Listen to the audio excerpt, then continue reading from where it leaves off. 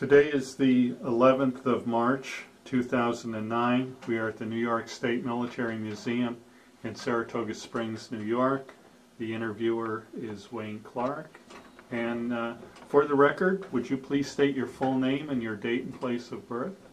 Kathleen, Mary, Owen, Davie. I was born in London. Okay, and when were you born? 1927 in January. Okay, and did you attend school there? I attended school in South London for a time, and then we moved when I was 7 years old to Wembley, Middlesex. Wembley is known to most United States citizens as the football capital, where they have the football, what do they call it? I don't know. It's a big celebration, a big game. Okay. Cup final, they call it. Cup final? That's right, yeah. Okay. You mentioned that when the war started, you were evacuated. Do you want to... I wasn't evacuated, but when the war started, well, it didn't, we weren't, people weren't evacuated until probably 1940, 41. Okay. When the bombs really got to be bad, we had a lot of high explosive bombs, and then quite a few incendiary bombs.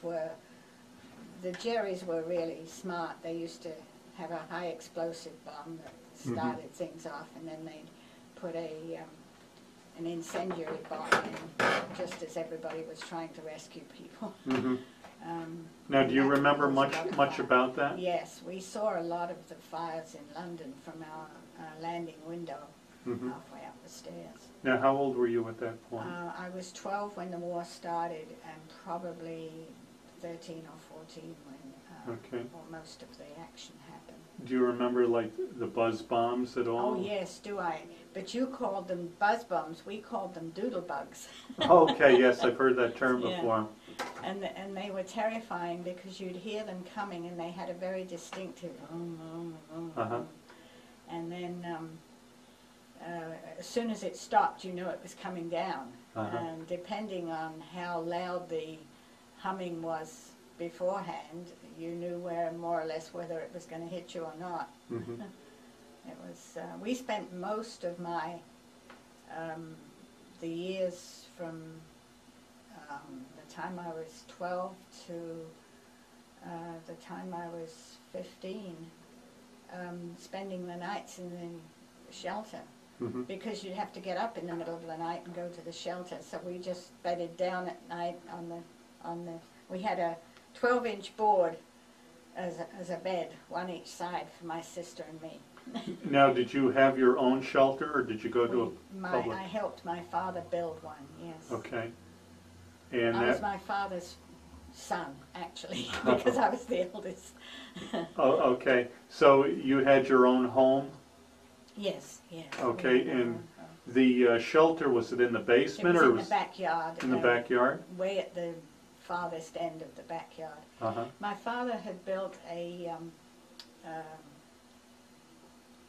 rockery, a rock garden with a channel down the middle of it. And the shelter was right behind it, so that it sort of looked as if it was part of the rock garden. Okay. Did your house receive any kind of damage? Only an incendiary bomb that fortunately didn't go off, and the wardens came and disabled it. So. Okay. And I imagine you probably had friends and maybe family members who suffered from the bombings? Yes, some of them, but not really. It didn't come too close to home for us in terms of family. In fact, we gained family members because we discovered long-lost cousins of my father. I see. That also went into the Wrens and lived with us for a while. Okay. And you mentioned that they started evacuating children. Yes. And you were supposed to be evacuated, but you opted not to? We were given the option in Wembley because it was north of London, and quite a few of my friends went away, but we stayed at home. My sister and I asked Mum and Dad if we could stay. We spent every summer down at my my mother's cousin's home in East Anglia, which was quite near one of the military bases that our fighter jets went up from. Oh. So that was, we knew where there was action very often before the siren went when we were down there for the summer. Okay, and during the year, after they evacuated most of the children, did you attend school then? Yes, yes. Schools were still open? Yes, yes, because there were quite a lot of us left. Okay. Yeah. All right. And then, now was your father involved in the military at all? Indirectly, he had been, what was it, medical, he had had a medical for the First World War, and they had deemed him unfit for action because he had a heart murmur. They don't do that now, I gather. And so, but he was working for the London Transport train business, and he was an electrical engineer, and he started as a linesman and ended up as assistant to the signal engineer. Okay. So his role during the war was to be, he was 70 feet underground as a sort of staging area to repair any bomb damage on any of the underground railway area. So it was quite a... He used to write letters to me when I was in Ireland, and most of the letter was cut out because it was... it was really stupid. I don't think anybody could have gotten anything from it. But that was... Okay. What about rationing and food shortages? Rationing was really quite terrible, but we never drank our tea very strong, so we always had tea left over, and we gave away a good deal of our sugar ration. Oh, really? Yeah. Because we didn't use so much as other people did. Now what about, was there any kind of shortages of meat or fish or vegetables? I don't know whether my mother sort of shielded us from things like that, but I don't really remember that we were, you know, obviously short of food. So you never had to go hungry or anything? No, but we knew that certain things weren't easily obtainable. For instance, eggs. We used to go and get eggs from my cousin's farm, and then we would put them into thiosulfate to preserve them. Oh. And then we would cook them later when we eat them. So. Now, what about clothing or shoes? I don't ever remember running out of anything. Okay. Yeah. All right. And then eventually you joined the Wrens? Yes. And tell us what that stands for. The Wrens stands for Women's Royal Naval Service, but individual Wrens are spelled W-R-E-N-S. Okay. And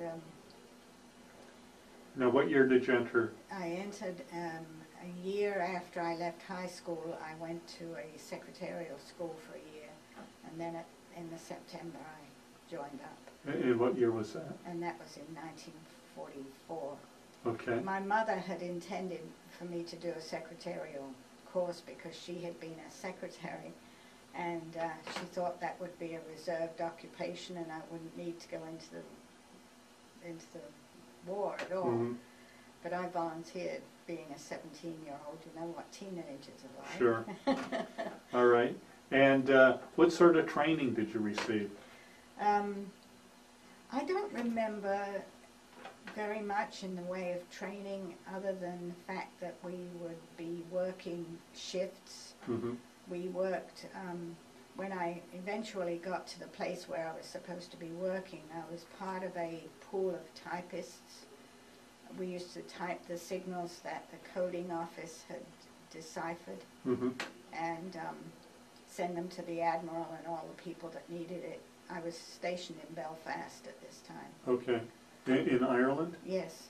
Okay. In Northern Ireland, and now, outside of summers, was that your first time away from home? I think so. Yes, I don't really. Well, no, I was away from home for a holiday with my aunt when I was 6 years old. So I don't remember being, terribly homesick or anything. Okay. What was your uniform like? It was a navy blue, dark navy blue, serge coat, skirt, and bell-bottom trousers, and white blouses, and a sort of beret with WRNS written around ribbon. Did you have any kind of rank designation? When I went in, I didn't, and Okay. then I think about 6 months before I left the Wrens, I became a leading Wren. Okay. And then the next thing is a petty officer, and Okay. I don't know what goes after that. Okay. What was life like in Belfast? It was really quite comfortable in that we were stationed in a requisitioned home, and we did have to stoke the boiler, which I learned to do. We also had to deal with mice. We had bunk beds in the bedrooms, and I had a bunkmate from Geordieland, which was Northumberland in England. She was older than I. We used to have to walk from Somerton Road, where we were billeted, to the castle, which was where we had our operations. Okay. Which Were was there at the top of a hill were called there Cave Hill. were there English soldiers there No, also? Or? no, it was just mostly Wrens, and we had a naval chief petty officer who was over our office. Oh, okay. And of course the Admiral was a man, but I wonder if they'll ever have Admiral women.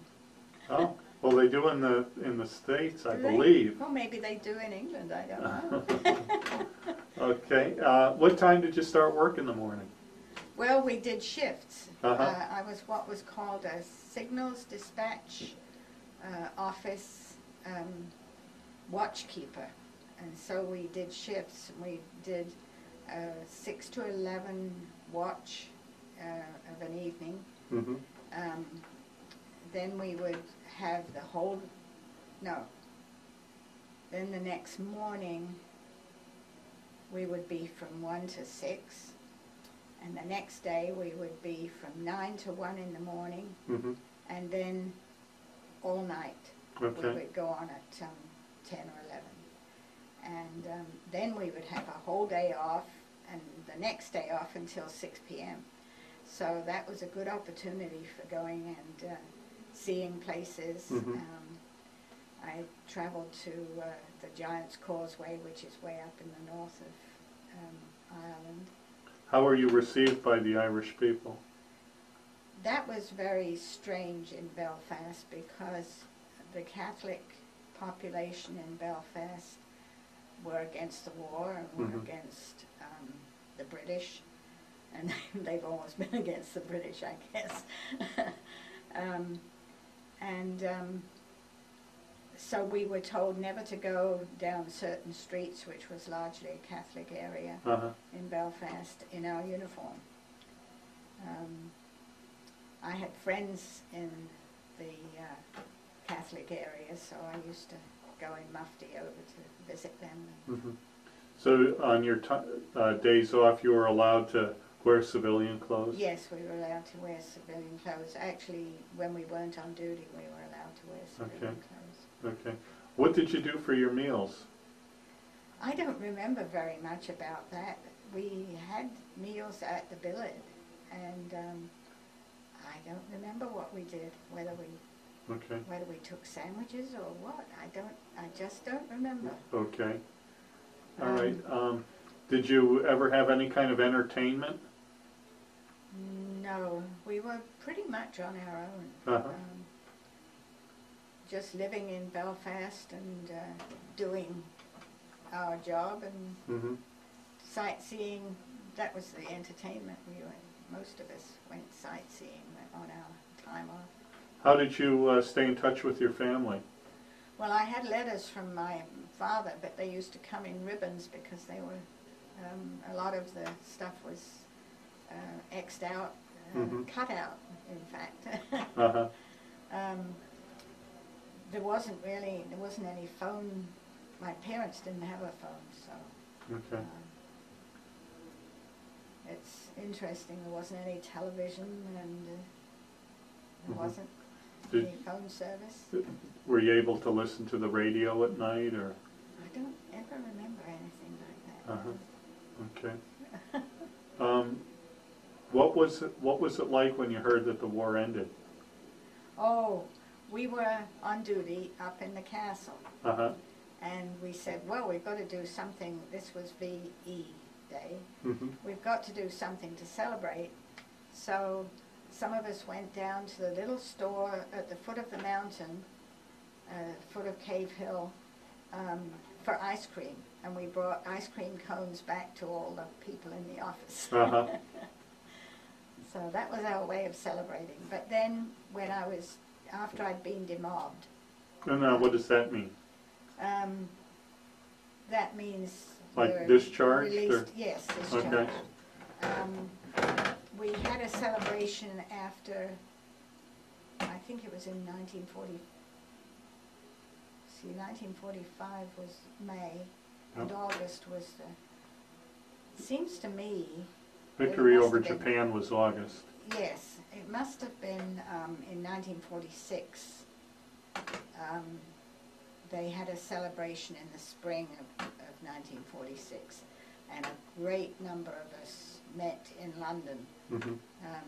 Some Royal Naval Air Service men and Wrens and so on. We just met in London and near Buckingham Palace, and I remember going up there and doing all that, but I don't remember any details of it. Did you ever encounter any members of the royal family? No. No? Well, not close. Princess Elizabeth came over when she was, I think, 18, which was evidently a year after I'd been in Belfast for that time. She came over and launched an aircraft carrier. And I don't remember the name of it, but I was down at the docks and watched her throw the bottle at the hull. All right. It was interesting. Okay. After the war, did you stay in contact with any of the people you served with? I still am in contact with the one of the Wrens that I was working with toward the end, and her husband, who is one of the Royal Naval Air Service people that was on the same place where I was. Okay. And you did attend that one reunion in 1946. Yes. Anything afterwards? Not since, no. Okay. I've been to visit the one, the couple that were married in Canada, and they still live there. Okay. Is there any sort of like a Wren organization? I didn't realize there was, but I went when I was in Worthing last summer. I discovered that there's quite a lot of there's an arrangement to look after Wrens that are in need. So they do have veteran status? I guess so, yes, yes. Okay. But I really didn't, you know, I just left the Wrens and went to nursing school, and I didn't think any more about it. Okay. How do you think your time in the service changed or affected your life? Oh, I think it did a lot. I think the discipline was very good for me. Mm-hmm. Was it very strict, or? No, it wasn't. It was very lax, really. But it was good, and I got much more exercise than I would have done, I think, otherwise. Uh-huh. I wasn't a very mobile person. Mm-hmm. And I think it taught me quite a lot. Working with other people, getting along with other people, being somewhat resourceful about a number of different things. It was. I really think it was helpful to me. Okay. You mentioned once you got out of the Wrens, you went to nursing school. Yes, yes. Now, did the government help pay for that because of your service? Yes. Well, nursing school in England was very different in that you went to a hospital, you were trained by the hospital, and they provided all your needs. Mm-hmm. There wasn't any. We didn't get any money that I remembered, but we had everything that we needed. Uh-huh. So I was 4 years at St Bartholomew's Hospital in London. Okay. And once you completed that program, obviously you went into the nursing field? Well, I then went and did midwifery at the Mothers Hospital, a Salvation Army hospital in the East End of London, Okay. which was quite an education for me. Mm-hmm. The East End being the most poverty-stricken part of London. And then when I finished that, I went to missionary training school for 2 years. Whereabouts to was become a that? missionary. That was in Ealing, which was only about 5 miles away from where I lived from my home.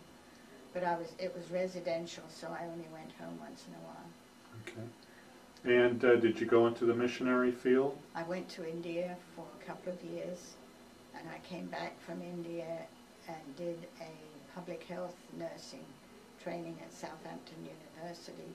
Mm-hmm. And then I worked for 3 years in public health before some friends of mine that I had met in the course of my duties were coming over here for a 3-month, he was a minister, a congregational minister, and he was coming over for a 3-month summer exchange pastorate, and I came over with him, and I never went back to live there. So did you get married to him? No, oh no, he already was married, and he had twins, and I came over and looked after the twins while they went to church things and so on. Okay. Now, did you eventually marry? I met my husband when I was at Albany Medical Center doing psychiatric nursing while I was finishing my degree. Uh-huh. And we were married in 1966, and he died in 2000. He was quite a little older than me. Mm-hmm. Now, you mentioned you had a son? He had 2 sons. Okay. One lives in Argyll, which isn't too far away, Uh-huh. and the other one lives in Maryland, not too far from, what's the place? Begins with an A. Oh, There's a military, Naval Academy there. Annapolis? Annapolis, yeah. Okay. And you mentioned you became a Baptist minister? Yeah, that was, I was looking after my husband who had Alzheimer's at home, and 2 years after he had gone into a nursing home in North Creek, I was asked by one church up in the same area where the nursing home was if I would preach occasionally, because they were without a minister. Mm-hmm. Their pastor died while he was there, And then they called me as their pastor. So you've been doing that? I was doing that until I was in 2001. I became what is known as an area minister, sort of a little bit like a district superintendent in the Methodist Church. Okay. And some of the churches used to equate it with being a bishop in the Methodist Church or some of the other churches, and so some people used to call me Bish just as a nickname. But it was interesting in that there were 19 churches in the Adirondack Association. Wow. And my role really was to troubleshoot, but also to support pastors who didn't have a pastor, you see. So it was. So I enjoyed that very much. Did you have to travel a lot? Yes, from Plattsburgh to Greenwich. Most of the churches were, and out to Syracuse, where the head office was. Okay. But. And you're still active today? No, I retired December 31st, more than a year ago. Okay. 07. Okay. Yeah. So what have you been doing with yourself since then? Since then, I've been doing spiritual direction, and I'm also moderator of the association of the 19 churches, so I still see a lot of the same people. And I teach Sunday school, and I do various things. I'm going to do some courses at the college. Which college? Adirondack? Adirondack, yeah. Okay. Where I did the veterans course from October to December. Yeah. So that's where I met you, I guess.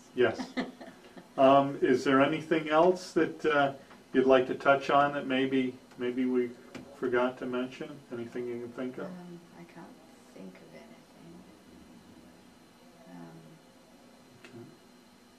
It was interesting being, quote, remustered from being an SDO watchkeeper to being a victualling supply Wren, because I was sent. When I think about it, there's an awful lot of waste in the military. Yes. Because I was sent from Belfast to southern England, Portsmouth. I was there for a week, I think, and then I was sent to Burfield, which was near Reading, and I don't remember how long I was there, a week or a couple of weeks, and then I went to Wetherby in Yorkshire, where I did the victualling supplies. Now, victualling supplies that was interesting, in that the milk was always in a churn, and we kept it in a refrigerator in the churn, and so we had to, the cook used to make a list of the things that he wanted from supplies, and we would measure out cheese and milk and all those kinds of things. And one interesting thing that was part of that victualling thing was, here I was a Baptist, dishing out the rum. You remember that the British officers get rum, a tot of rum every day, and so that was one of my jobs, was to dish out that tot of rum, and I would put it into a big jug for the officer to take to give out to the men. But I had to dilute the men's tot of rum, had to be equally diluted with water, whereas the officers got it neat. Oh. I thought it was interesting, though, that he was a good Baptist who didn't drink, having to do this job every day. Now, what about smoking? I imagine most people smoked back then. I guess a lot of people did. My father gave me a package of de Maurier cigarettes when he saw me off from London to go to Belfast. And I think I smoked them or gave them away, I don't remember. I think I smoked some of them. And I never smoked again. So I quite enjoyed them. I enjoyed them after a coffee at supper time.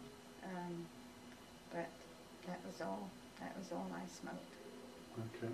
So I guess I don't have any residual health effects from that. All right, well, thank you very much for your interview. Well, it's interesting to look back and think. I wish I could remember better.